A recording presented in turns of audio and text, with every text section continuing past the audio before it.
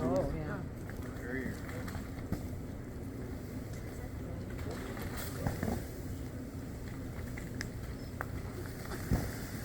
I hope there's my piece there.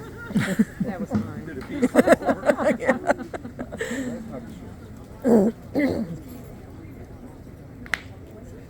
Oh, get your cameras ready for when that big flame goes up. Oh, yes.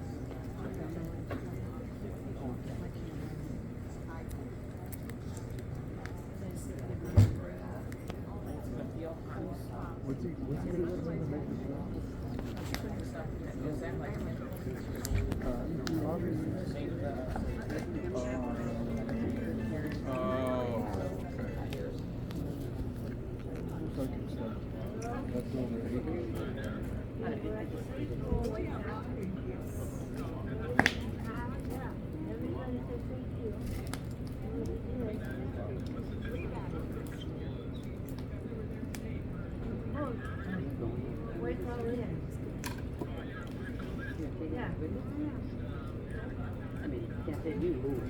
I don't know. Maybe. I mean, she might go. I would probably have more fun going with you. I don't know. Like every second day. When I'm in.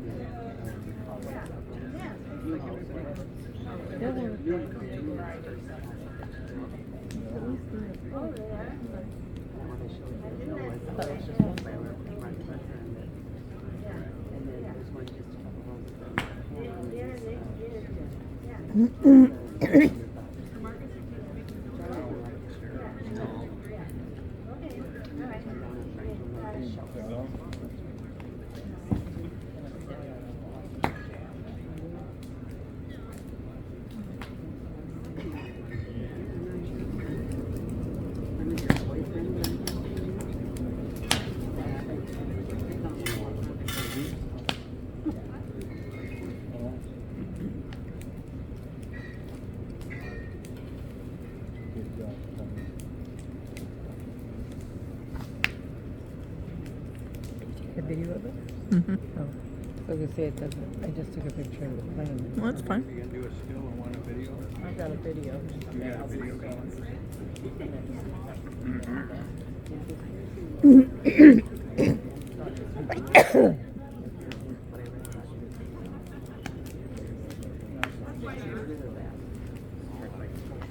Stand up and hash goes flying. Yeah, because you know when that flame goes up, they're gonna get their eyebrows. Good to know.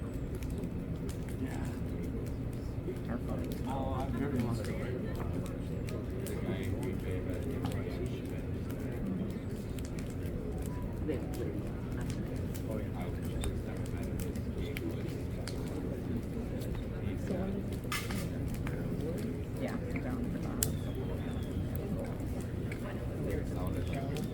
No, it's it actually makes the water then go extra clear. The water boils over and all that fat.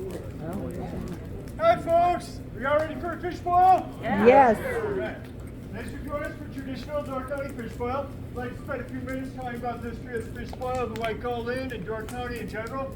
Starting back in about the mid to late 1800s, when the fish boil started to become a bit more popular in Door County, there were two main industries that really drove the growth of the fish boils around here, those being the lumber industry and then the fishing industry itself. The lumber industry was starting to expand as there were greater demands for some of the construction products that were being put out at the time, largely due to a local population boom. And the most popular item were usually cedar shingles. And then the fishing industry was starting to expand as there were greater means for cooling and refrigeration that could help store fish a little bit longer, combined with stronger, sturdier ships that could help transport fish a little bit farther. This is when the fish boils really started to take off, especially in the lumber camps. So it was a great way to feed a lot of hungry lumberjacks and lumberjills after a hard-working day. And there was an abundance of fish that hadn't been readily available in the past, so it could be traded a little bit more easily.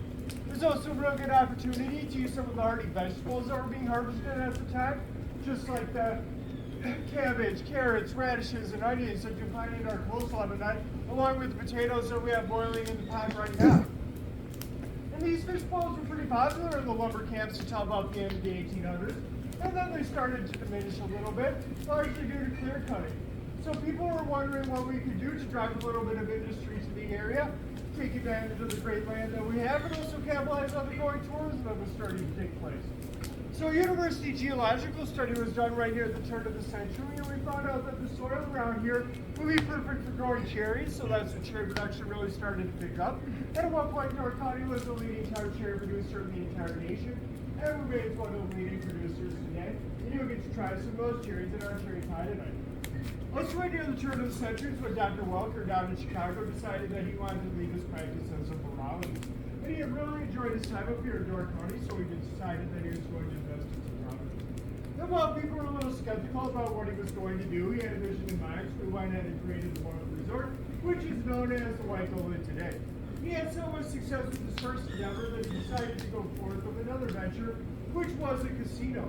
Now that casino was a bit different than your modern casinos. Well, it's not something like a card room. There was a greater emphasis on music and exercise, while there was somewhere where to stay overnight and a dining hall as well.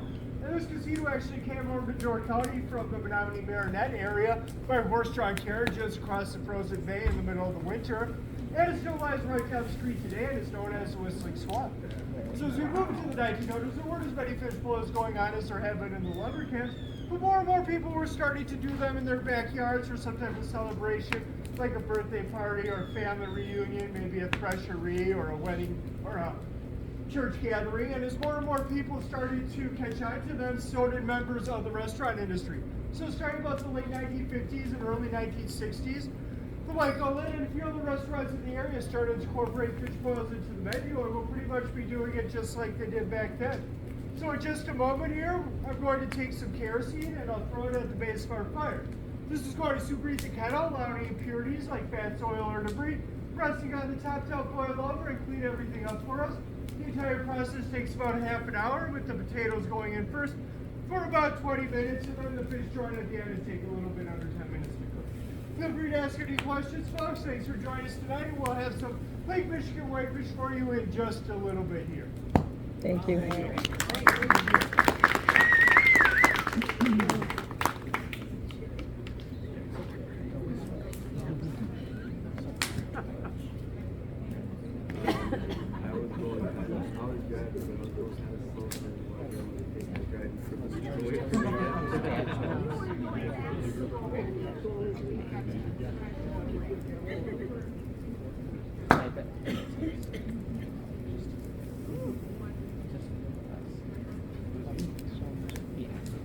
Everybody over here is checked in, Yes. correct? Yep. Yeah.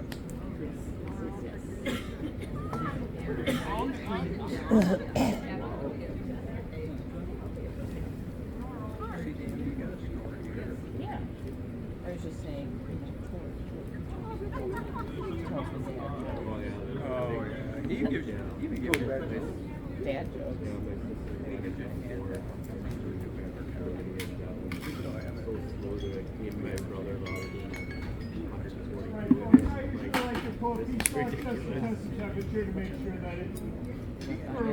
And that's how he gets to eat. Oh, is that the chicken? That's the onion. No.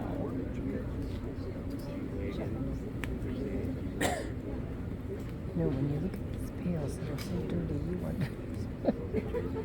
Thank goodness it's boiling.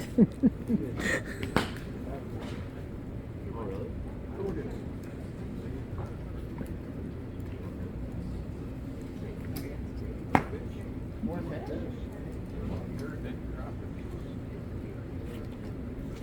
Oh, you know what? They probably pulled this out and put in another batch for, you know. All right, folks, we're Yeah. just about ready for a fish boil. I ask that you please be aware of your surroundings. In case the fire comes in your direction, you get a little warm. It might need The to soul that Great. What is it? You said beware of your surroundings in case the fire gets a little too close. So do I want to just see the fish or do I want to? Y'all help me out, I'd appreciate it. All right, here we go. 3, 2, 1. boil over. Woo! Oh, does it feel nice and warm? Oh, it does. It feels good. Ah.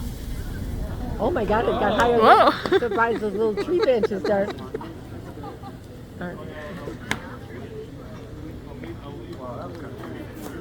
Oh, it felt so good. Yeah. It felt really good. Look at that. Oh, that's a good picture. Oh, you got it? Yeah.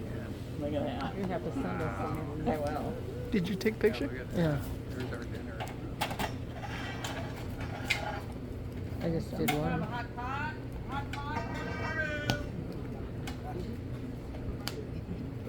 Should we go in? No, you gotta wait until he gets a hot pot in. To get what? They have to get the hot pot in. What hot pot?